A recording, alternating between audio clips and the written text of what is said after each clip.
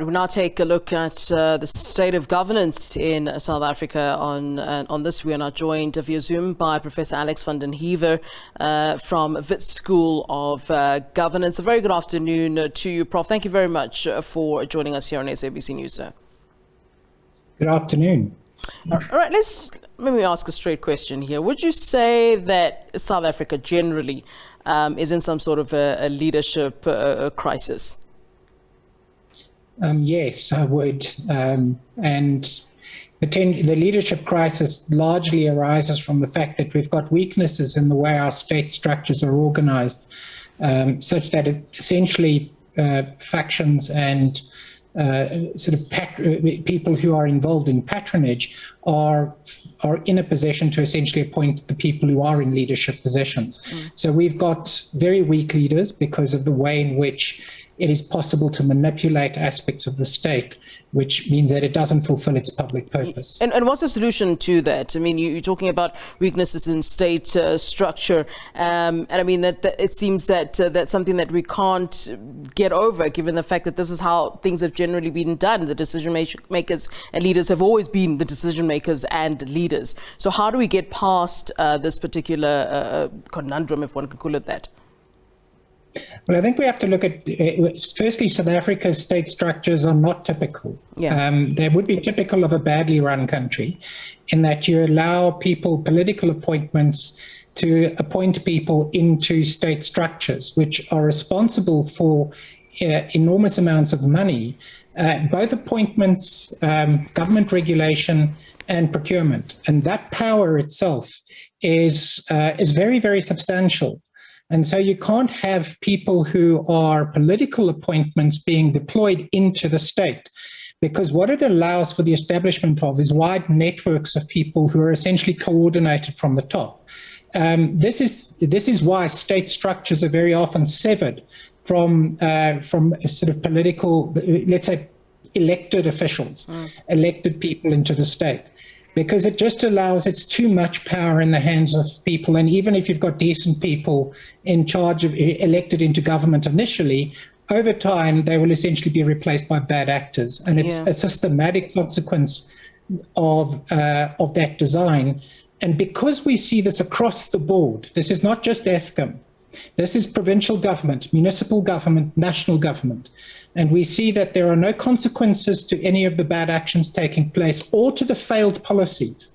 And that is indicative of the fact that we've got this essential design weakness in which we have failed to separate the executive of government from the public administrations and public organizations. And speaking of which, does that then mean that, it'll be difficult to stop the political influence that we see everywhere, not just in SOEs? I mean, you've made a number of great examples there.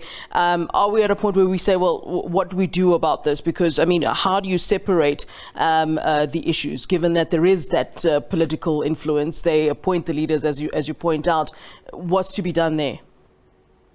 So we're going to have to go through a process. I think we're going to have to, at a certain level, electoral, the elections in South Africa have to correct a certain aspect of this balance. But in itself, it doesn't correct the problem, because new political parties taking control of government are essentially placed in the same position of temptation over time.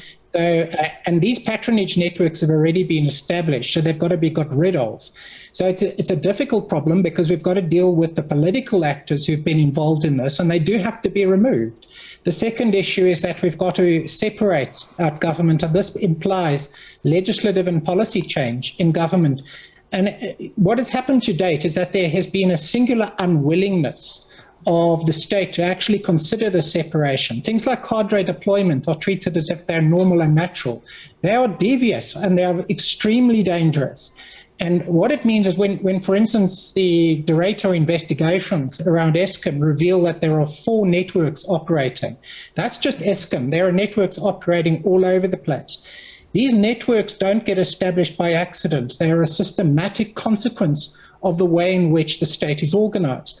So in many other environments and different structures, you can't get such pervasive and entrenched networks, it's very difficult to implement them because you've got to coordinate quite a lot of people and keep them all quiet and prevent them from being prosecuted. That takes a really large network of control. And what it suggests, if we have to look at Eskom, which is replicated elsewhere, is that this is a very, very deep problem. When you say politician actors must be removed, which politicians are in mind when you speak of this? I mean, we all know that the fish rots from the head. So where exactly are you thinking this head starts? Where exactly are you thinking these politician actors need to be removed from? Well, I think that so there's two aspects to the problems with members of the executive who are problematic. There are those who've been tainted by corruption, and there are those who are tainted by incompetence and unwillingness to actually run their portfolios competently. And sometimes that might be related to corruption. So often what people say is, oh, well, you don't have proof, there's no police investigation, no prosecution. Therefore, we just need to keep these people in place. The problem is when this gets so pervasive is that it's actually very difficult to have a criminal case conclude. And so what we have to do at this stage is say anybody that's basically not doing their job properly in cabinet and in senior positions within government must not be in cabinet.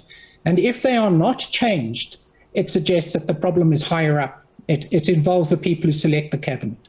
So I think that we are going to have to see whether the cabinet reshuffle ends up changing the nature of this problem, putting better actors in place at the government level.